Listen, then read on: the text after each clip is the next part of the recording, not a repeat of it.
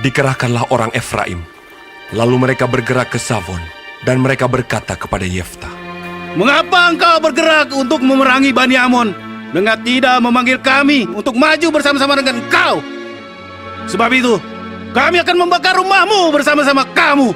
Tetapi jawab Yeftah kepada mereka, "Aku dan rakyatku telah terlibat dalam peperangan yang hebat dengan Bani Amon.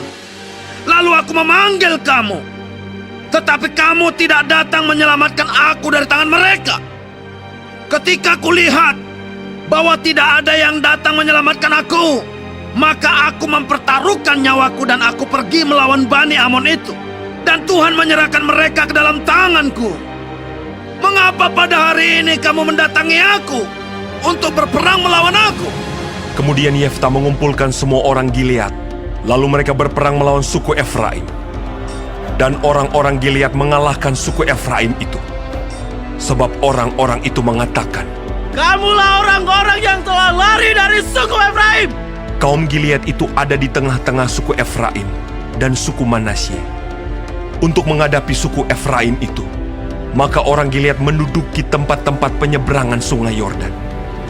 Apabila dari suku Efraim ada yang lari dan berkata, "Biarkanlah aku menyeberang," maka orang Gilead berkata kepadanya, Orang Efraimkah engkau? dan jika ia menjawab, "Bukan." maka mereka berkata kepadanya, Coba katakan dahulu, Shibolet. dan jika ia berkata Sibolet, jadi tidak dapat mengucapkannya dengan tepat, maka mereka menangkap dia dan menyembelihnya dekat tempat-tempat penyeberangan sungai Yordan itu.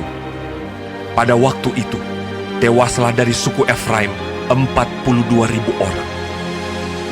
Yeftah memerintah sebagai hakim atas orang Israel 6 tahun lamanya.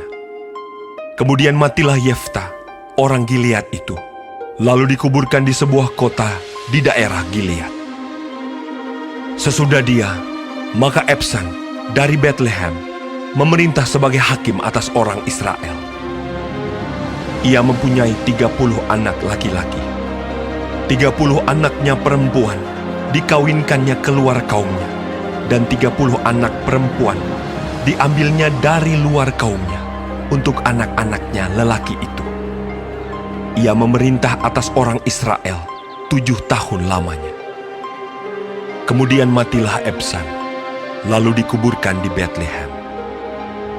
Sesudah dia, maka Elon orang Zebulon memerintah sebagai hakim atas orang Israel.